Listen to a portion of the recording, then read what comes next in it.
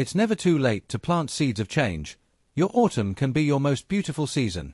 At 73 years old, Margaret Chen stood in her small backyard in Portland, Oregon, staring at the overgrown weeds and feeling like they mirrored her life.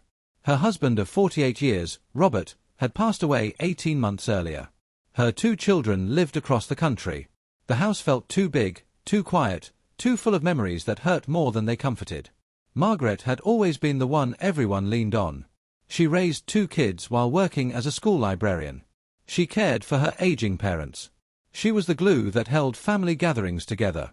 But now, in the silence of her empty home, she felt invisible. Forgotten. Like her best days were behind her. Depression had settled over her like a thick fog. Some days, getting out of bed felt like climbing a mountain. Her doctor had prescribed medication and suggested therapy, but Margaret felt stuck. She wondered if this was just what the rest of her life would be, a slow fade into loneliness. But Margaret's story isn't about giving up. It's about what happened when she decided to plant a single tomato seed. And how that one small act changed everything. Margaret and Robert met in college in 1970. He was studying engineering, she was pursuing library science. Their love story wasn't dramatic or swept by grand gestures. It was steady, reliable, full of inside jokes and comfortable silences. They built a life together brick by brick, a modest home in a working-class neighborhood, 2 children, Karen and Michael, and a garden Robert tended every weekend. Robert loved that garden. He grew tomatoes, cucumbers, peppers, and herbs. Every Sunday morning, he'd be out there with his coffee, talking to his plants like they were old friends. Margaret would watch him from the kitchen window while making breakfast, smiling at how seriously he took his gardening consultations. When Robert was diagnosed with lung cancer at 71, despite never smoking a day in his life, their world tilted. They fought it together for 2 years. Margaret became his caregiver, his advocate, his cheerleader. She researched treatments, drove him to appointments, held his hand through chemotherapy sessions, and pretended to be strong even when she was terrified. The garden fell into neglect during those years. Robert couldn't tend it anymore, and Margaret was too exhausted to take it on. She would look out that kitchen window and see the weeds taking over, and it broke her heart almost as much as watching Robert grow weaker. When Robert passed in March of 2022, Margaret felt like she'd lost not just her husband, but her purpose. Her children flew in for the funeral, stayed a week, then returned to their lives. Karen lived in Boston with her own family, a demanding career and 2 teenagers. Michael was in San Diego, recently divorced and struggling with his own challenges. They called regularly at first. Then weekly. Then it became occasional texts. Margaret understood. They had their own lives. But understanding didn't make the loneliness easier. In the months that followed, Margaret went through the motions. She woke up. She made coffee. She watched too much television. She scrolled through social media, seeing other people's lives continue while hers felt frozen. She stopped going to the library volunteer program she'd loved. She declined invitations from friends to meet for lunch. She let her hair go grey and stopped caring about clothes. Her daughter Karen worried. "Mom, you need to get out. Join a book club. Take a class. Something." But Margaret couldn't find the energy. Everything felt pointless. Her doctor, Dr. Patel, was direct during her annual checkup. "Margaret, I'm concerned. Your blood pressure is up. You've lost weight, but not in a healthy way. You're showing classic signs of depression. The medication I prescribed, are you taking it?" Margaret nodded. She was taking it, but it didn't make her feel happy. It just made her feel less sad. There was a difference. "Have you considered therapy? Or a grief support group?" Margaret had tried one grief support group meeting. She sat in a circle in a church basement with other people who'd lost spouses. Everyone shared their stories, and Margaret felt like a fraud. These people seemed to be processing, healing, moving forward. She still felt stuck on day 1. Dr. Patel leaned forward. "Margaret, I've known you for 15 years. This isn't you. The Margaret I know is vibrant, engaged, curious about life. That person is still in there. But you have to make a choice to find her again." A choice. As if it were that simple. It was a Tuesday morning in late April when everything shifted. Margaret was drinking her coffee at the kitchen table, staring out at the overgrown backyard. The weather had turned warm. Spring was exploding everywhere, cherry blossoms on the trees, tulips in neighbors' yards, the world coming back to life. Except her yard. It was a jungle of weeds, dead stalks from Robert's last garden, and neglect. She thought about Robert out there every Sunday morning, how peaceful he looked, how he'd come in with dirt under his fingernails and a basket of fresh vegetables, grinning like he'd won the lottery. Margaret set down her coffee cup. She walked to the garage, something she'd barely entered since Robert died. His tools hung on the wall exactly where he'd left them. She reached for a small trowel and a packet of tomato seeds he'd never gotten to plant. She didn't have a plan. She just walked into that jungle of a backyard, knelt down in a small clear spot, and dug a hole in the dirt. She planted one seed, covered it with soil, patted it down, and then she cried. She cried for Robert, for herself, for the garden that had died, for all the time she'd lost to grief. She cried until she had nothing left. But when she stood up, wiping her eyes, she felt something she hadn't felt in 18 months. A tiny spark of hope. Margaret didn't transform overnight. Change rarely works that way, especially for people who've lived 7 decades. But she came back to that spot the next day. And the day after that. She cleared more weeds. Planted another seed. Then another. It was slow work. Her knees ached. Her back protested. She could only work for 20 minutes before needing to rest. But those 20 minutes became the best part of her day. She wasn't thinking about loss or loneliness while her hands were in the dirt. She was present. Focused. Alive. After a week, she called her neighbor, Tom, a retired contractor in his late 60s. Tom, I know this is silly, but could you help me figure out how to fix the irrigation system? Robert always handled it, and I have no idea where to start. Tom came over that afternoon. He was patient, kind, showing her each valve and line. You know, Margaret, I've been wanting to plant some raised beds. Maybe we could help each other out. I'll help you with the technical stuff, and you can teach me what Robert knew about growing things. Margaret hesitated. She wasn't sure she knew anything. But she said yes anyway. Tom brought over lumber and built 3 raised garden beds. Margaret found herself actually excited to go to the nursery and buy seedlings, tomatoes, peppers, herbs, lettuce. The young man working there, probably in his 20s, was enthusiastic and helpful, giving her tips on spacing and care. Are you on Instagram? He asked. There's this whole gardening community there.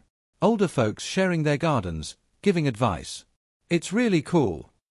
Margaret had Instagram but barely used it. That night, she searched for gardening accounts. She found thousands. Elderly people showing their gardens, sharing tips, encouraging each other. She posted a photo of her newly planted beds with a caption, starting over at 73. Hope these tomatoes know what they're doing because I'm figuring it out as I go. By morning, she had 50 likes and a dozen encouraging comments from strangers around the country and world. One comment stood out, from a user named GardenGranny85, I started gardening at 80 after my stroke. 3 years later, I grow food for my whole apartment building. You've got this. Seedling. Margaret smiled. Really smiled. For the first time in so long. As spring turned to early summer, Margaret's garden grew. So did she. She joined an online gardening group specifically for seniors. She learned about companion planting, composting, pest control. She shared her progress and celebrated others' successes. But something else was growing too. As her garden flourished, neighbors started stopping by. Some offered tips. Others asked for advice. Mrs. Kim from next door, an elderly Korean woman who spoke limited English, brought over pepper plants from her garden and taught Margaret a traditional Korean gardening technique through gestures and smiles. Another neighbor, a single mom named Jasmine with 3 kids, asked shyly if Margaret might have extra vegetables when they were ready. Money's tight right now, and fresh food is so expensive. Margaret had an idea. What if I teach your kids to garden? They can help me, and we'll share everything we grow. Jasmine's face lit up. Really? They'd love that. The next week, 3 kids, ages 7, 9, and 11, showed up in Margaret's backyard. She gave them each a small plot and some seeds. She taught them about soil, water, and patience. She told them stories about when her own kids were young. She laughed at their jokes and enthusiasm. For the first time since Robert died, Margaret's yard was filled with life and laughter. By July, Margaret's garden was producing more than she could eat. She started leaving baskets of vegetables on neighbors' porches, tomatoes, cucumbers, zucchini, herbs. She included little notes with recipe suggestions. People started knocking on her door to thank her. Conversations happened. Connections formed. Her street, where everyone had lived separately in their own bubbles, was becoming a community. Margaret started a neighborhood garden share program. Anyone who wanted to participate could grow something and share with others. Soon, 5 other yards on her block had gardens. People were talking, helping each other, sharing meals made from their collective harvests. Margaret documented it all on her Instagram account, which had grown to over 2,000 followers. People from around the world commented on her posts, inspired by her transformation. She received messages from other elderly people who'd lost spouses, who felt invisible, who thought their best days were behind them. One message made her cry, "I'm 78 and lost my wife last year. I've been thinking about ending it. But I saw your garden and your story. If you can start over at 73, maybe I can too. I bought some seeds today. Thank you for giving me a reason to see tomorrow." Margaret realized something profound. Her pain, transformed through purpose, was helping others. In August, Karen called. "Mom, I'm planning to visit for your birthday in September. Michael might come too." Margaret felt a flutter of anxiety. She hadn't seen her children since Easter. She worried they'd see the same depressed, withdrawn mother they'd left last time. But when they arrived, they were shocked. Karen pulled into the driveway and stared at the front yard. Margaret had planted flowers, bright, cheerful blooms that hadn't been there before. The house looked alive. When they walked to the backyard, both children stopped in their tracks. "Mom, this is incredible," Michael said, looking at the thriving garden, the raised beds, the carefully tended plants heavy with vegetables. But more than that, there were people there. Tom was helping Margaret install a new trellis. Jasmine's kids were harvesting tomatoes. Mrs. Kim was showing a young couple from down the street how to make kim kai from the vegetables. "Welcome to chaos," Margaret said with a laugh. "I hope you brought your appetites. We're making dinner from the garden tonight." That evening, around Margaret's dining room table, sat a collection of neighbors who'd become family.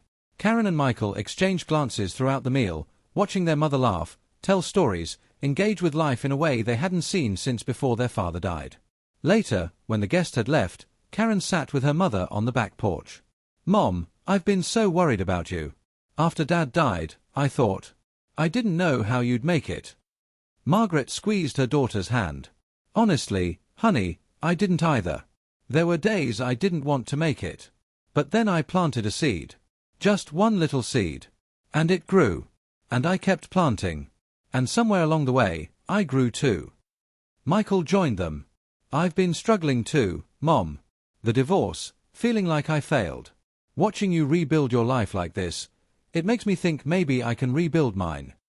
"You can," Margaret said firmly. "At any age. After any loss. It starts with one small step. One seed. One choice." Margaret's Instagram following had grown to over 10,000. A local news station reached out, wanting to do a story about her neighborhood garden initiative. Then a documentary filmmaker from Seattle contacted her, interested in creating a short film about elderly Americans finding purpose after loss. Margaret agreed, on one condition: the film had to feature others too, not just her. The filmmaker spent weeks interviewing Margaret's neighbors, other elderly gardeners from her online community, and people who'd been inspired by her story to start their own projects. The resulting 15-minute documentary, Seeds of Hope, premiered at a local film festival in October. Margaret invited everyone: her neighbors, her kids, her online gardening friends who could make it, even Dr. Patel. Watching herself on screen felt surreal. But what moved her most were the other stories featured.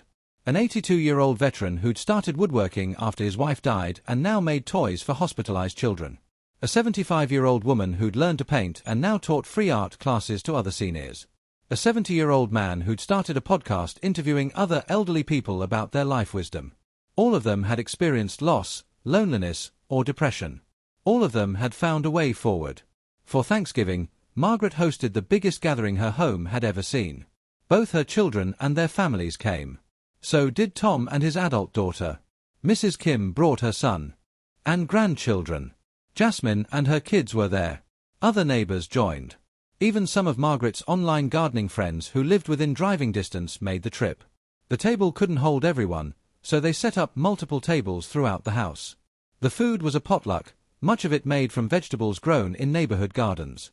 Before the meal, Karen asked if Margaret wanted to say something. Margaret stood, looking around at all these faces, family by blood and family by choice. 2 years ago, I lost my husband.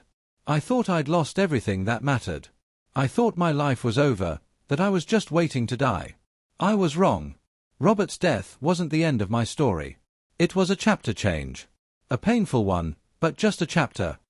She paused, collecting herself. I learned that it's never too late to plant seeds, literally or figuratively. At 73, I started a garden. But I also started friendships. I found purpose. I discovered that my autumn years could be beautiful in ways I never imagined. She raised her glass.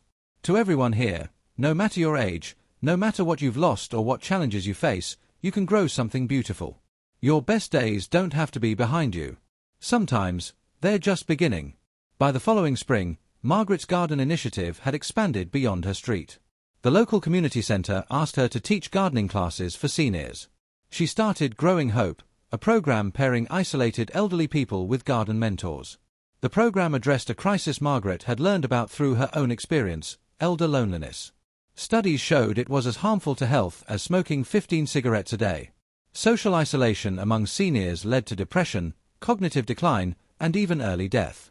But Growing Hope wasn't just about gardening. It was about connection, purpose, and proving that older adults still had so much to contribute. Margaret recruited Tom, Mrs. Kim, and other experienced gardeners from her neighborhood. They trained volunteers who would visit isolated seniors, help them start small gardens, even just container gardens for apartment dwellers, and create ongoing relationships. The program started with 10 seniors. Within 6 months, it served 50. Local businesses donated supplies. A grant from the city provided funding. Media coverage brought more volunteers and participants.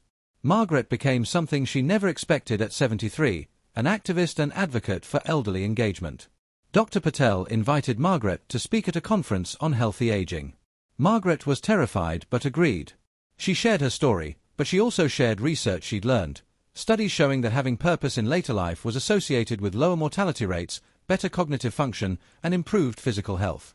Gardening specifically provided exercise, stress reduction, and the satisfaction of nurturing life. But more than that, contributing to community, feeling needed and valued, was crucial for elderly well-being. We live in a culture that worships youth and treats aging like a disease to be cured, Margaret told the audience of healthcare providers and social workers. We put elderly people in homes, assume they can't contribute, tell them to enjoy retirement as if life is over. Then we wonder why they're depressed and dying early. She showed photos of her garden, her street, the Growing Hope participants. These people aren't finished. They have decades of knowledge, skills, and wisdom to share. They just need someone to see them, to value them, to give them a way to contribute. A garden is just one way. There are thousands of others. The speech went viral online. Margaret's story was featured in national publications. She was invited to speak at senior centres, retirement communities, and conferences across the country. At 74, Margaret had become busier than she'd been in her 50s. It wasn't all easy. Margaret still had hard days when grief hit her like a wave. She still missed Robert terribly. Some mornings, she woke up and for a split second forgot he was gone, then felt the loss all over again. She was also getting older. Her knees hurt more. She tired more easily. She had to be careful about overcommitting herself. One day, while working in her garden, she felt dizzy and had to sit down. Tom found her and insisted on taking her to the doctor. It turned out her blood pressure medication needed adjusting, and she was mildly dehydrated. "You're not invincible, Margaret," Dr. Patel said gently. "You've done amazing things, but you need to pace yourself. Growing older means accepting limitations." It was hard advice to hear. Margaret wanted to do everything, teach more classes, expand the program, help everyone who reached out to her. But she was one person, and she was 74. She learned to delegate. She trained other volunteers to teach classes. She brought in younger people to handle social media and administration. She accepted that she couldn't personally help everyone, but she could create systems that would. And she learned that accepting limitations wasn't the same as giving up. It was wisdom. On the second anniversary of Robert's death, Margaret did something she'd been planning for months. She created a memorial garden in one corner of her yard, a beautiful space with a bench, Robert's favorite flowers, and a small plaque that read, "In memory of Robert Chen, who taught me that gardens grow best when tended with love." She invited close friends and family to a small dedication ceremony. They shared memories of Robert, laughed at old stories, and honored his life. Karen pulled her mother aside. "Dad would be so proud of you, Mom. What you've built here, it's a living memorial to him." Margaret smiled through tears. "I hope so. I couldn't save him, but maybe I can honor him by helping others grow." That night, sitting on the new bench in Robert's garden, Margaret felt something she hadn't felt since he died: peace. Not the absence of pain, but the ability to hold both grief and joy, loss and gratitude, endings and beginnings. She realized that healing didn't mean forgetting or moving on. It meant integrating loss into life, letting it change you without destroying you, finding meaning in the midst of pain. The filmmaker who'd made Seeds of Hope returned to make a feature-length follow-up documentary about Margaret's journey and the Growing Hope program. This time, they followed her for a full year, capturing the hard days as well as the triumphs. They filmed her on the anniversary of Robert's death, crying in her bedroom. They captured her frustration when a program participant relapsed into isolation. They showed her physical struggles, her doubts, her fears about the future. But they also showed the impact. Elderly people who'd been isolated were now gardening, teaching, connecting. Depression rates among program participants dropped significantly. Physical health improved. Several participants said the program had literally saved their lives. One participant, an 81-year-old widower named James, said it perfectly: "I was invisible before this. Margaret saw me. The garden saw me. Now I see myself again. I matter. At 81, I still matter." The documentary, Growing Hope, One Woman's Garden, A Community's Revival, premiered on a major streaming platform. It reached millions of viewers and sparked a national conversation about elderly isolation, purpose, and the way society treats aging. Margaret received thousands of messages. Many were from elderly people inspired to start their own projects. But many were also from younger people, apologizing for ignoring their elderly parents, grandparents, or neighbors, vowing to do better. The film won several awards and led to Growing Hope programs being established in cities across the country, all following Margaret's model. 2 years after planting that first tomato seed, Margaret is now 76. Her garden is more beautiful than ever. Her street is a model of community. Growing Hope serves over 200 elderly participants and has inspired similar programs in 12 states. But if you ask Margaret what she's most proud of, she'll tell you it's not the awards or recognition. It's the emails from elderly people who found purpose again. It's the neighbor kids who still help in her garden. It's the dinner parties at her table filled with laughter. It's waking up and feeling excited about the day ahead. "I spent 18 months thinking my life was over," she reflects. "I genuinely believed that at 73, I had nothing left to offer, nothing left to experience. I was so wrong it's almost funny. These past 2 years have been among the richest, most meaningful of my entire life." She pauses, looking at her garden. The tomato plant that grew from that first seed. It died that winter, as plants do. But the seeds it produced grew new plants. And those plants produced seeds. And on and on. That's what a good life does. It produces seeds that keep growing long after we're gone. Margaret's story is remarkable, but it's not unique. Across America and around the world, elderly people are rewriting the narrative about what aging means. They're starting businesses, learning new skills, creating art, building community, and proving that life after 60, 70, or 80 can be vibrant, purposeful, and meaningful. The message Margaret wants to share with every older person who feels invisible or forgotten: it's never too late to plant seeds of change. Your autumn can be your most beautiful season. Whether your seed is literally a garden, or it's volunteering, learning a new skill, reconnecting with old passions, mentoring younger people, or simply deciding to show up for your own life, you can start today. Age is not a prison sentence. Loss is not a final chapter. Loneliness is not inevitable. You still matter. You still have gifts to share. You still have growth ahead of you. All you need to do is plant one seed. Where to start? Practical advice from Margaret. For those inspired by her story, Margaret offers this practical advice. Start small. Don't try to transform your entire life overnight. Plant one seed. Take one class. Call one old friend. Make one small change. Find your garden. It doesn't have to be actual gardening. What brings you joy? What did you love before life got complicated? What have you always wanted to try? Connect. Isolation is the enemy. Join a group, volunteer, reach out to neighbors, get online. Human connection is essential. Ask for help. Pride keeps many elderly people isolated. Asking for help isn't weakness, it's wisdom. Let people support you. Share your gifts. You have decades of knowledge and experience. Someone needs what you know. Teach, mentor, or simply share your story. Be patient. Healing and growth take time. Some days will be hard. That's normal. Keep planting seeds anyway. Honor your grief. If you've lost someone, you don't have to get over it or move on. You can build a beautiful life that holds both grief and joy. Challenge ageism. Don't accept society's message that you're past your prime. You're not. You're simply in a different season, and it can be beautiful. The camera pans across Margaret's garden one last time. It's early morning, and she's out there with her coffee, just like Robert used to be. The garden is lush and alive. Birds sing in the trees. Neighbors wave as they walk by. Margaret looks at the camera and smiles. If you're watching this and you're 60, 70, 80, or beyond, and you're feeling like your best days are behind you, I'm here to tell you they don't have to be. I won't lie and say it's easy. Starting over after loss is one of the hardest things you'll ever do. But it's possible. And it's worth it. Don't wait for perfect conditions. Don't wait until you feel motivated or inspired. Just plant one seed. See what grows. You might be amazed. She raises her coffee cup in a toast. To all of us in our autumn years, may we grow gardens, build communities, and prove to the world that we're not finished yet. We're just getting started. Remember, it's never too late to plant seeds of change. Your autumn can be your most beautiful season.